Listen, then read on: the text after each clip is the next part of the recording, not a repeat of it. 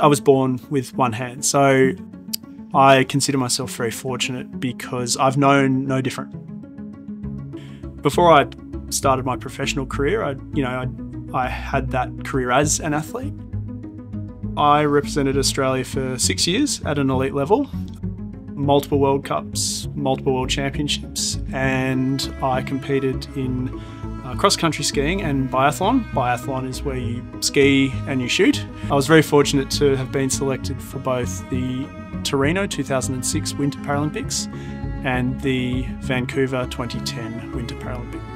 And having experienced firsthand what it is to actually live in an Olympic village, compete in an Olympic stadium, it made me really passionate about the difference that inclusive design can bring to the world around us, which then in turn, when I started my career as a landscape architect and now an integrated designer, it was almost a harmony between my career as an athlete coming into my career in design, and it was a merging, I suppose, of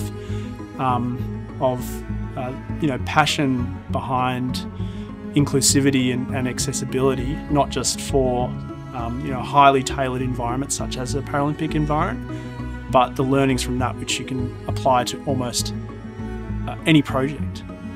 Yeah, there is a fine line between good design and great design, and an example that I like to use in terms of the difference between accessibility and the difference between inclusive design is turnstiles. So every train station, every Olympic village has a turnstile where you scan your ticket.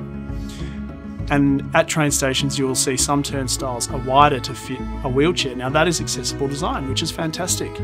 But a lot of the time where you tap on and off is on the right hand side, and I don't have a right hand. So a good way to explain accessible design versus inclusive design is barrier-free design. So for someone in a wheelchair, it's barrier-free to them, which makes that design accessible for them. But for me, it's not inclusive because I don't have a right hand, I have to reach across.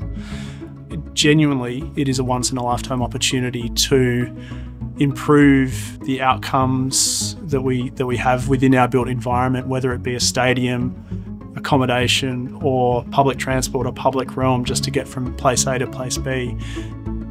And for an Olympic Games or a Paralympic Games, the investment in and effort in creating inclusive places truly is a once-in-a-lifetime opportunity, not just for us as designers, but to leave a legacy well after the Games is gone as an event.